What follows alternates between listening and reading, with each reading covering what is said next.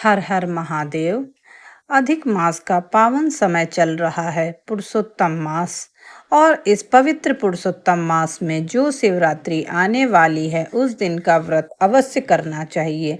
अगर ज़्यादा कुछ ना कर पाओ तो बस भोलेनाथ के मंदिर में जाकर घी के 5 दीपक जला देने चाहिए।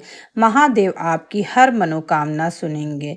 अगर जीवन में धन की कमी हो, व्यापार में रुकावट हो, घर में परेशानी हो, बहुत कष्ट और तकलीफ हो, तो शिवरात्रि की रात 108 चावल के दानों को केसर के जल में भिगोकर शिव जी को अर्पित करना चाहिए। ध्यान रखना चाहिए कि चावल पकाने नहीं हैं, केवल केसर में रंगने हैं।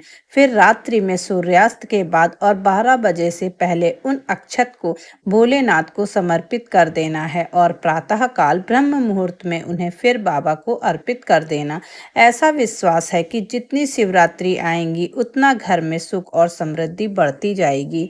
भगवान सेवा करवाते हैं लेकिन सबसे नहीं करवाते, किसी एक को चुनते हैं। जैसे घर में कोई एक व्यक्ति ऐसा होता है जो सबकी सेवा करता है, सबका ध्यान रखता है और दान भी करता है, भजन भी करता है और फिर भी कभी अहंकार नहीं करता।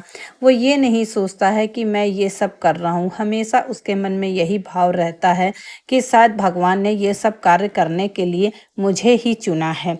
मैं का भाव इंसान को भीतर से कमजोर कर देता है।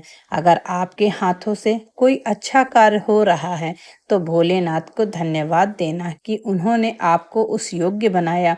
इस संसार में बहुत लोग आते हैं, खाते हैं, कमाते हैं और चले जाते हैं, लेकिन आत्मा के कल्याण के लिए कितने लोग सोचते हैं। कभी एक बार उस परमात्मा से पूछें, हे प्रभु, हमारा जन्म क्यों हुआ है?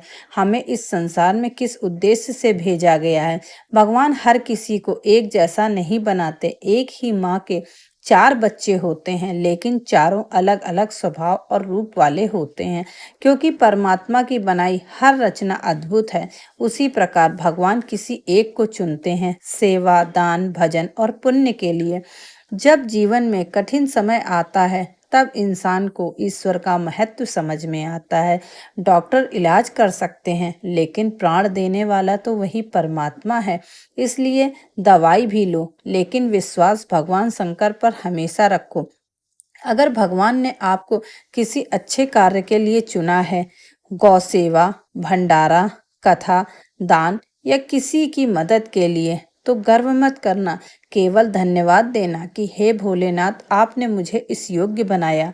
याद रखना, संसार की हर चीज यहीं रह जाएगी। मकान, धन, जायदाद सब यहीं छूट जाएगा। साथ जाएगा तो केवल आपका पुण्य, आपकी भक्ति और आपके सत्कर्म। इसलिए जितना हो सके भगवान का नाम लें, भजन करें, सेवा करें और हर दिन भोलेनाथ को धन्यवाद देना मत भूलें। हर हर महादेव।